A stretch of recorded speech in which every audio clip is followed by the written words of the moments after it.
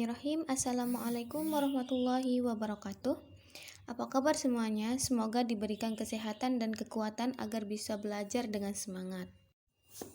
Baik, perkenalkan nama saya Dian Hastika, mahasiswa program studi PG PAUD, Fakultas Keguruan dan Ilmu Pendidikan Universitas Mataram. Baik, pada kesempatan kali ini saya akan menjelaskan materi tentang konsep pendidikan anak usia dini. Adapun hal-hal yang akan kita bahas yaitu yang pertama, apa itu perkembangan?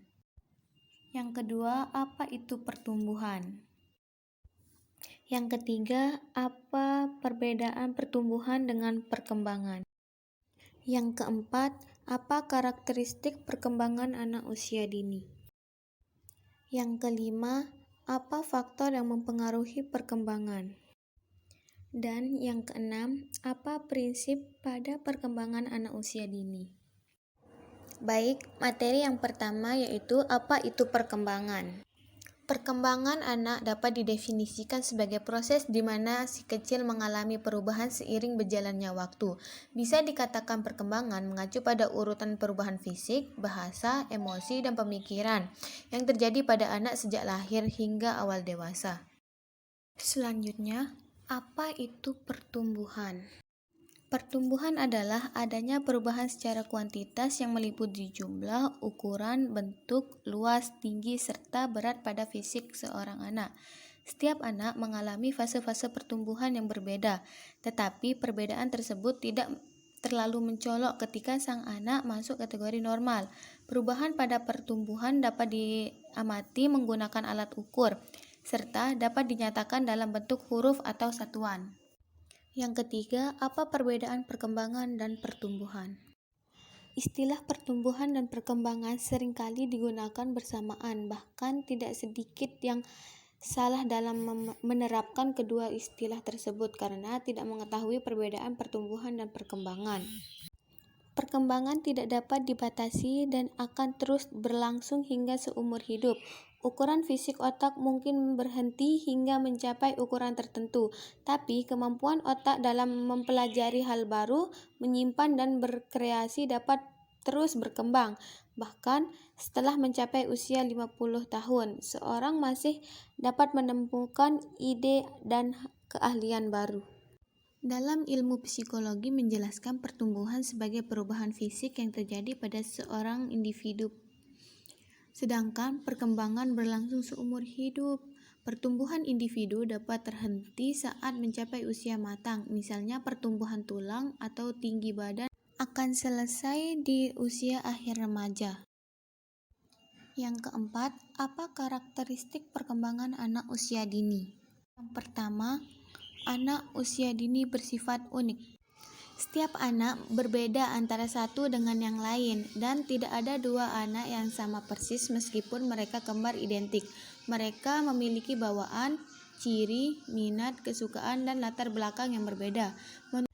Menurut Breeding Up 1987, anak memiliki keunikan tersendiri, seperti dalam gaya belajar, minat, dan latar belakang keluarga.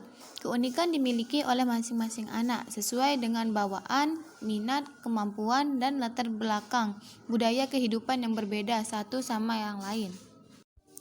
Yang kedua, anak usia dini berada dalam masa potensial. Anak usia dini sering dikatakan berada dalam masa Golden Age atau masa yang paling potensial atau paling baik untuk belajar dalam berkembang. Jika masa ini terlewati dengan tidak baik, maka dapat berpengaruh pada perkembangan tahap selanjutnya. Yang ketiga, anak usia dini bersifat relatif spontan. Pada masa ini, anak akan bersifat apa adanya dan tidak pandai dalam berpura-pura. Mereka akan dengan leluasnya menyatakan pikiran dan perasaan tanpa memperdulikan tanggapan orang-orang di sekitarnya. Yang keempat, anak usia dini cenderung ceroboh dan kurang perhitungan. Anak usia dini tidak mempertimbangkan bahaya atau tidaknya suatu tindakan. Jika mereka ingin melakukan, maka akan dilakukannya meskipun hal tersebut dapat membuat cedera atau celaka. Dan yang kelima, anak usia dini bersifat aktif dan energik.